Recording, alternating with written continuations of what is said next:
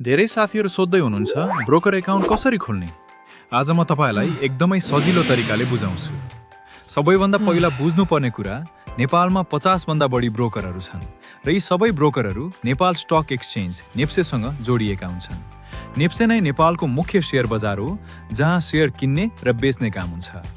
सबै ब्रोकरहरूले लगभग एउटै सेवा दिन्छन्, तर एफिसिएन्सी, स्पिड, कस्टमर सपोर्ट र सिस्टमको पर्फर्मेन्समा फरक पर्छ। नेपालमा पपुलर ब्रोकरहरू भनेको Kumari securities, Nabil securities, global IME capital, Naasa securities र अझै धेरै छन्। अब क्वेसन आउँछ, तपाईको लागि बेस्ट ब्रोकर चाहिँ कुन हो? जुन ब्रोकरले तपाईले फास्ट टीएमएस प्रोभाइड गर्छ, इजी फन्ड डिपोजिट, राम्रो customer support, lag free system भएको ब्रोकर। आज म तपाईलाई अनलाइनबाट ब्रोकर खाता खोलेर देखाउने छु। यसरी गर्दा तपाई सजिलै घर बसी नै खाता खोल्न सक्नुहुन्छ। म ब्रोकर नम्बर 1 मा कुमारी सेक्युरिटिज म खाता खोल्ने छु, किनकि यसमा अन्य ब्रोकरहरूको तुलनामा कम डकुमेन्ट्सहरू लाग्छ। सबैभन्दा पहिलो आफ्नो मोबाइल खोल्नुहोस्, त्यसपछि गुगलमा TMS1 सर्च गर्नुहोस्, पहिलो देखिएको वेबसाइटमा क्लिक गर्नुहोस्, त्यसपछि न्यू रेजिस्ट्रेसनमा क्लिक गर्नुहोस्।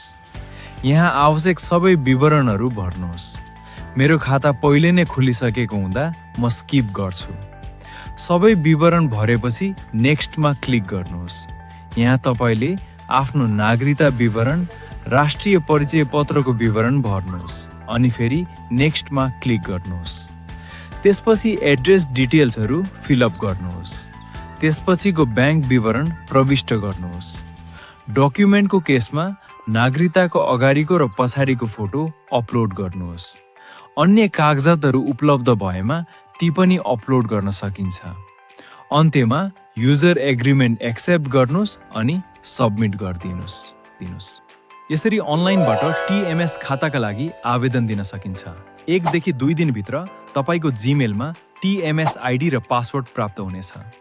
तपाईले अहिलेसम्म टीएमएस खाता खोल्नु भएको छ कि छैन? कमेन्ट गर्नुहोला।